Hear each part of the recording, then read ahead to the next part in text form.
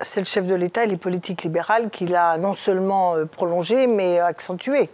Je ne crois pas que si Marine Le Pen avait été au pouvoir, il n'y aurait pas eu ce mouvement, parce que je suis quand même très observatrice de ce qu'elle raconte sur notamment les questions sociales, et qui a été quand même le démarrage de l'affaire, et en particulier sur les salaires, où elle ne dit jamais rien sur la hausse du SMIC, et je ne crois pas qu'elle réponde à cette aspiration républicaine et sociale qui s'est exprimée. C'est juste un vernis social qu'elle a mis.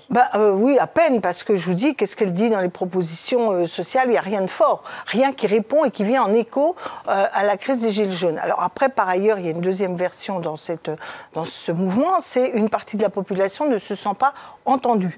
Et il est vrai que dans cette partie de la population qui s'est d'abord mise en mouvement, le Front National avait une représentation, ce que d'ailleurs les sondages confirment, qui était plus importante que dans les couches aisées de la population. Néanmoins, à la fin de ce mouvement, ou en tout cas, je ne veux pas dire la fin, mais à un moment clé de ce mouvement, on ne voit pas le Front National qui a créé de l'empathie, de l'adhésion, etc. Cette partie qui ne se sentait pas entendue trouve toujours au Front National les débouchés politiques qu'il avait choisis avant. On ne va pas au-delà. Maintenant, la question, elle n'est pas de rester dans ce face-à-face entre Emmanuel Macron et Marine Le Pen que tout le monde veut essayer d'installer. Pour moi, l'essentiel, c'est de construire d'autres alternatives, et en tout cas une alternative à gauche et populaire qui soit de nature à faire que le débat en France change justement profondément et que nos institutions donnent davantage la parole au peuple.